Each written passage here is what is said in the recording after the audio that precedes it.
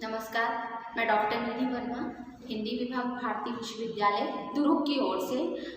आज मैं आपको बताने जा रही हूँ पाठालोचन। ये आज नया टॉपिक अब स्टार्ट कर रहे हैं। पाठालोचन होता क्या है, तो इसके ये 3 बिंदु हैं: पाठालोचन का अर्थ, पाठालोचन की परिभाषा और पांडुलिपियों का संपादन कि क्या होता है। पाठालोचन वस्तुतः पांडुलिपि विज्ञान ही है, जिसकी अवधारणा प्राचीन समय से ही अत्यंत व्यापक रही है, क्योंकि उस युग में मुद्रण का आविष्कार नहीं हुआ था और अधिकतर पांडुलिपि हस्तलिखित ही होती थी। अतः प्रतिलिपियों का संग्रह और वंश वृक्ष बनाया जाता था। उसके उपरांत पाठ मिलान होता था, तभी वो पाठालोचन की ओर अग्रसर होना संभव था। फिर पांडुलिपि क्या होती है? विज्ञान के कारण ही प्राचीन साहित्य उपलब्ध हो पाया है। इसी कारण कहा गया है कि इतिहास की अनेक घटनाएं जो इतिहास के लेखों में नहीं आती, पांडुलिपि में ही प्राप्त होती है। चाहे वो भाषा की हो जाए, चाहे वह लिपि की विकास के उपरांत हो जाए, तो पांडुलिपियों से ही हम नए रचनात्मक आयाम हम उन्हें प्राप्त कर सकते हैं। अनुवाद के साथ ही बहुत सारी पांडुलिपियों का स्वरूप हमारे सामने आया है। इस प्रकार हम देखते हैं कि लोक कथाएं और लोक साहित्य का इसी का आधार हमें बना है। इस प्रकार हम देखते हैं कि क्या क्या होते हैं पांडुलिपि में। हमें आधुनिक उन्नतियों का साधन, प्राचीन उपलब्धियों की समुचित उपयोग माना गया है। फिर प्राचीन उपलब्धियों के माध्यम से भावी आवश्यकताओं की पूर्ति किस प्रकार से की गई है।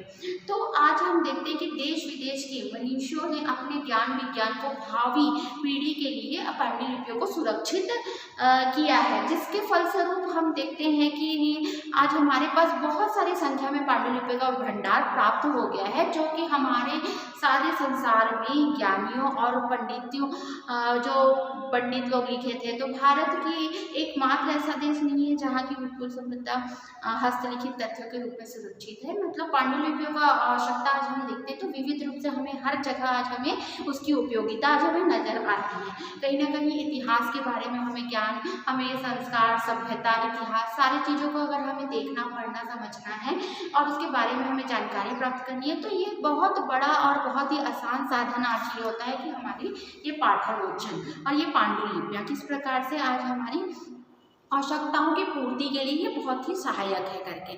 तो फिर देखते हैं कि पाठालोचन का अर्थ क्या होता है। तो पाठालोचन क्या अर्थ क्या होता है। पाठालोचन जैसे कि हम देख सकते हैं कि किसी साहित्यिक कृति के संदिग्ध अंश का जो मूल पाठ वास्तव में कैसा होना चाहिए, किसी ग्रंथ की वास्तविक पाठ का कैसा निर्धारण हो, उसे पूरा करने या छानबीन करने के लिए हम उस पाठालोचन की हम प्राचीन हस्तलिखित ग्रंथों को अनेक प्रतिलिपियों को हम यहाँ पर किस प्रकार से हम उसको एकत्रित करके रखते हैं, अथवा ऐसी साहित्यिक कृतियों के संबंध में होता है जिनका प्रकाशन और मुद्रण एवं लेखन के देख रेख में ना हुआ हो, पर ग्रंथों की भूमिका में हमें पाठ तय करने में प्रयुक्त साधने, सामग्री, सिद्धांतों और विधियों आदि का हम विवरण यहाँ पर हम कर सकते हैं। तो इस प्रकार देखते हैं कि पाठालोचन की समस्या उन कृतियों को लेकर भी आती है जिनके लेखकों अपने सामने कृतियों का प्रकाशन नहीं कर पाते, और ऐसी कृतियाँ भी आती हैं जिनका प्रकाशन हम लेखक कवियों के उत्तरवर्तियों द्वारा कराया जाता है। या उसमें पाठक का अंतर हो जाता है कि सबसे अधिक समस्या हमें प्राचीन कृतियों को लेकर होती है। जैसे कि संस्कृति नहीं, विभिन्न साहित्यिक भाषाओं में भी बहुत सारी कृतियाँ हमारे पाठालोचन की समस्याओं के अंतर्गत आती है कि उसमें मनुस्मृति से ही पाठ मिलते हैं। जैसे हिंदी साहित्य के हम देख लेते हैं, आदिकालीन या मध्यकालीन साहित्यकारों की कृतियाँ पाठालोचन की परिधियों में आती है। जैसे कि रामचरितमानस के अनेक पाठ मिलते हैं हमें, कई प्रकार से उनमें नए उसमें रूप मिलते हैं, नए उन्होंने अपने तरीके से उसको अपने अपने भावों विचारों के द्वारा उसमें नई गणना करके उसको लिखा है। तो इस प्रकार देखते हैं कि उन्हीं के कई हमें पुस्तकें प्राप्त हो जाती है विभिन्न लेखक और कवियों के द्वारा। तो जो जैसा समझता है उसको वैसा ही वो पढ़ के अपनी रुचि के और अपने भावों को वह व्यक्त करता है कोई भी व्यक्ति। तो ये सब हमारे पाठालोचन के अंतर्गत आ जाता है। फिर हम देखते हैं कि किस प्रकार से पाठालोचन बताई मुझे अर्थ हो गया। अब देखते हैं कि परिभाषा।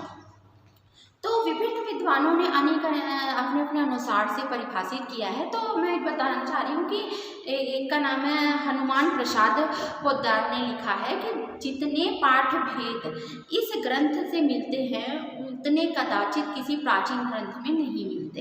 इसे हमें सर्वोपरि और लोकप्रिय सिद्ध होती है। तो पाठालोचन को हम यहाँ पर बोल सकते हैं कि 2 स्तर माना गया है कि पहले स्तर में देख लेते हैं कि त्रुटियों का पता लगाया जा सकता है और दूसरे स्तर पर हम देखते हैं कि यहाँ पर समानता के आधार पर किसी मूल पाठ का हम निर्धारण भी हम कर सकते हैं। तो शोध प्रमाण पर आधारित होता है कि इसलिए पाठालोचन शोध प्रविधि का एक महत्वपूर्ण हिस्सा है कि पहले हम त्रुटियों का पता लगाते हैं, फिर हम दूसरे में उसको समानताओं के आधार पर हम मूल पाठ का उसमें हम निर्धारण करते हैं कि जो हम जैसे किसी चीज़ में हम कहीं पर हम शोध कर रहे हैं या कोई हमारा विषय है तो उसका मूल आधार क्या है, तो पहले हम उसमें त्रुटियों का पता लगा लेते हैं कि उसमें कमियां क्या है, तो जिसको हम दूर करने का प्रयास अपने मूल पाठ या उसके समानताओं से हम उसको फिर हम उसका निवारण करते हैं। फिर एक और राइटर का है, एक और विद्वान है जो डॉक्टर कन्हैया सिंह, वो क्या लिखते हैं कि पाठालोचन जहाँ प्राचीन लेखकों एवं कवियों के मूल पाठ के निर्धारण का प्रयास करते हैं, वहीं साहित्य लोचन के निर्धारित पाठ के आधार पर उस लेखक या कवि का मूल्यांकन भी वह करते हैं। तो उनकी विशेषता आ जाती है, उसमें गुण आ जाते हैं, दोष का भी वह उद्घाटन करते हैं। इस प्रकार से पाठालोचन का कार्य यहाँ पर समाप्त होता है कि वह कहाँ पर साहित्य आलोचना का कार्य प्रारंभ करते हैं। फिर पाठालोचन के पूर्व साहित्य आलोचना का कार्य उस विषय के कवि या लेखक के संदर्भ में असंभव होता है जब तक कवि या लेखक की रचनाओं का मूल पाठ निर्धारित नहीं हो जाता, तो तब तक हम उस कृति के संबंध में किसी आधार पर हम व्यक्त किया करते हैं। तो 2-3 ऐसे बताइए। फिर एक और प्रमुख डॉक्टर ममता प्रसाद गुप्त, ये भी है कि वह किस प्रकार से प्राचीन देशों की वैज्ञानिक पद्धतियों को भी वह पाठालोचन का कार्य शुरू करते हैं और अनेक विद्वानों के द्वारा वह नई पद्धतियों को अपने पाठालोचन में एक प्रमुख हिस्सा दिए हुए हैं। तो अगला पॉइंट हमारा आता है कि पांडुलिपियों का हम संपादन किस प्रकार से करते हैं।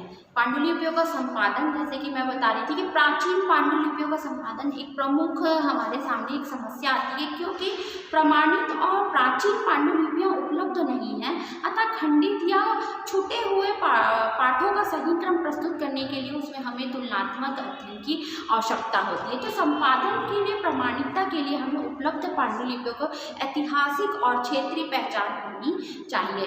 भारत में अनेक भाषियों और लिपियां हैं। इस हम देखते हैं कि बहुत बड़ी समस्या आती है कि संस्कृत में जैसे हिंदी की जो भी विकास हुआ हो या उस भाषा के विकास में अनेक नियम मिलते हैं, जैसे अपभ्रंश से आधुनिक भारतीय भाषाओं का विकास हुआ है। अतः पाठ संपादन के समग्र भाषा में एक सृजनात्मक के साथ ही पाठांतरों को भी जानने की आवश्यकता है। पांडुलिपियों के संपादन के लिए हमें भाषाओं का विकास क्रम और उसकी रचना का ज्ञान होना अत्यंत आवश्यक है।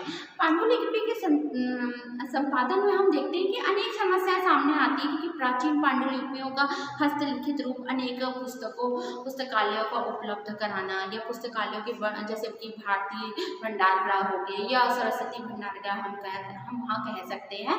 प्राचीन युग से मुद्रण कला के आविष्कार के पूर्व तक पुस्तकों की प्रतिलिपियाँ की जाती थी, जिसके लिए पांडुलिपियाँ नष्ट न हो और वे उपलब्ध रहे करके। मौखिक उपरांत और लिखित उपरांत तक हम आने में उस कृतियों को अनेक व्यापक परिवर्तन हुए हैं। और पांडुलिपियों में हमें जिस प्रकार से हम देखते हैं कि 2 प्रकार के पाठ उपलब्ध होते हैं। यदि लेखक या कवि के हाथ की लिखी हुई प्रतिलिपि उपलब्ध नहीं है तो जिसके लिए लिखा है वह पांडुलिपि, जो लेखक या कवि के हाथ से लिखी हुई प्रतिलिपि वह पांडुलिपि होती है। इस प्रकार से लेखक की प्रति जो अधिक प्रमाणित होते हैं उस पर हम विचार करके 2 हम साधनों का हम यहाँ पर प्रयोग करते हैं कि पहला होता है, इसमें हम देखते हैं कि एक होता है बहिरंग होता है और दूसरा होता है अंतरंग। तो इस प्रकार से ये 2 प्रकार के जो पांडुलिपि हमारे पास होती है कि जिसमें किसी के द्वारा जो लिखा रहता है वो आ जाती है, या तो फिर जो हमें पुराने जो हमारे रहते हैं संग्रहित वो आ जाते हैं अंतरंग और बहिरंग करके। इस प्रकार से जैसे कि मैंने बताया यहाँ पर 2 प्रकार के, ये बहिरंग होता है और ये अंतरंग होता है, ठीक है। तो बहिरंग के अंतर्गत क्या क्या आती हैं, तो इसमें हमारी प्रमाणिकता को सिद्ध करने के लिए किस प्रकार की रंग आते हैं, तो जिसमें प्रमाणित दस्तावेज हो गए या हमारे अन्य रचनाएं हो गई या इतिहास से ग्रंथ से हो गए या हुक्मनामों आदि ऐसे लोगों आदि जो हमारी ये सब जो ग्रंथ और जो लिखित रहती हैं लेख, वो सब हमारे क्या जाते हैं बहिरंग के अंतर्गत आ जाए। अंतरंग के अंतर्गत क्या आता है, कवि के आत्मकथन या दार्शनिक, नैतिक या धार्मिक विचार या छंद, भाषा आदि की परीक्षा करके उस कवि की अन्य कृतियों का हम समायांक करते हैं या तुलनात्मक रूप से हम उसका परिचय प्रस्तुत करते हैं, तब यह क्या रहता है हमारा अंतरंग, क्योंकि वो उस कवि की हम अंदर की कि उन्होंने किस प्रकार से भाषा, छंद, शैलियों का प्रयोग करके हम उसे छान कर उसे परीक्षा करके हम उसके अन्य कृतियों का हम तुलनात्मक अध्ययन करके हम एक अपना हम क्या बोलते हैं उसमें हम अपना निष्कर्ष या अपने विचार प्रस्तुत करते हैं। तो ये सब हमारे अंतरंग के अंतर्गत आ जाते हैं। और बहिरंग जो रहता है, जो हमारे ऊपरी रूप से हमें जो प्रमाणित दस्तावेज उपलब्ध होते हैं या इतिहास से संबंधित जो भी ग्रंथ रहते हैं, पर हम अंदर उसको छानबीन नहीं किया करते हैं, वो सब बहिरंग के अंतर्गत आते हैं। तो इस प्रकार से पांडुलिपि का संस्थापन करने में जो समस्याएं सामने आती है, वह सब पाठ्य की शुद्धता होती है, अर्थात कृतियों की जितनी भी प्रतियां उपलब्ध हो उन्हें एकत्रित करके सर्वथा वैज्ञानिक है या प्राचीन हस्तलिखित प्रतियों को उपलब्ध करके कवि के मूल रूप तक पहुंचाने में हमें साहित्यिक और वैज्ञानिक इन दो प्रणालियों का हम व्यापक यहाँ पर महत्व होता है। इसी कारण इन पर बल देना हमें आवश्यक माना गया है। इन दोनों का समन्वय आवश्यक होता है। इसी आधार पर हम सारी सच्चाइयाँ को नापने के लिए एक कथन कहा है, आचार्य विश्वनाथ प्रसाद मिश्र का कथन है कि वैज्ञानिक पद्धति थर्मामीटर है जिसके आधार पर हम सारी सच्चाइयाँ नहीं नापी जा सकती। जिस प्रकार से जैसे कि नाड़ी ज्ञान अर्थात परंपरा का ज्ञान प्राप्त करने के लिए हमें काव्य अनुशीलन गहराई से करना चाहिए, उसी प्रकार से हमें ग्रंथों की भी प्रारंभिक टीकाओं से अर्थबोध कर लेना चाहिए, अन्यथा अनर्थ ही अनर्थ नहीं तो होगा। इस प्रकार से हम देखें कि एक वैज्ञानिक पद्धति क्या होती है, हमें थर्मामीटर के समान होती है कि किस प्रकार से उसका तापमान ऊपर है। तो यहाँ पर हम किसी भी साहित्य को हम नापने के लिए उसकी सच्चाई कहाँ तक है और उसकी परंपरा या ज्ञान को हम उसके काव्य अनुशीलन के आधार पर हम उसकी गहराई को हम नापते हैं। इसका कहने का मतलब यहाँ पर विश्वनाथ प्रसाद ने ये बताया है कि किस प्रकार से हम पांडुलिपियों का एक सत्यापन हम कर सकते हैं।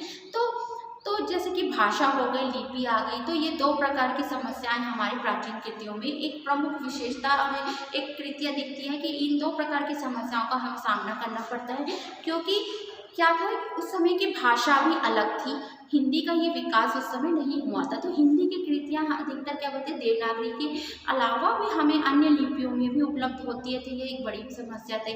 तो इस प्रकार से हमें कई लिपियों और इनका हमें सामना करना पड़ता है। जैसे कि पृथ्वीराज रासो की वह लिपि देख ले तो अनेक प्रकार की पांडुलिपियों का हमें सामना करना पड़ता है, और फिर किस प्रकार से हमें सावधानीपूर्वक उसको हम पढ़ कर और उसमें हमें पाठकों को जो हस्तलिखित ग्रंथों के शोध करने वाले कभी संपादकों को भी अपने आदर्श प्रति के अंतर्गत उन्हें उपलब्ध करा के अन्य प्रतियों की उन प्रतिलिपियों को मिलान करते समय उसमें हमें कमियों को दूर करके और असत्यों को दूर करके हमें शुद्ध करने का उसमें हम प्रयत्न अपने हस्तलिखित में हम करते हैं। तो इस प्रकार से जो असत्य रहती है उनको हम दूर करने का प्रयास यहाँ पर हम करते हैं। जो भी लिपियाँ मिलती है तो विभिन्न प्रकार की प्राचीन हमें लिपि भाषा और इस प्रकार से देखते हैं कि वो सारी हमें हिंदी में ही एकत्रित नहीं मिलती है, सबकी लिपियाँ अलग रहती है, भाषा अलग रहती है। तो हमें उन्हें पढ़कर हमें उनकी भाषाओं की अशुद्धियों को और उनकी कमियों को दूर करने का प्रयास हम कर सकते हैं। तो आज ये पाठालोचन में आज का ये टॉपिक समाप्त हो गया है। कल हम नए टॉपिक पर फिर विचार करेंगे। नमस्कार।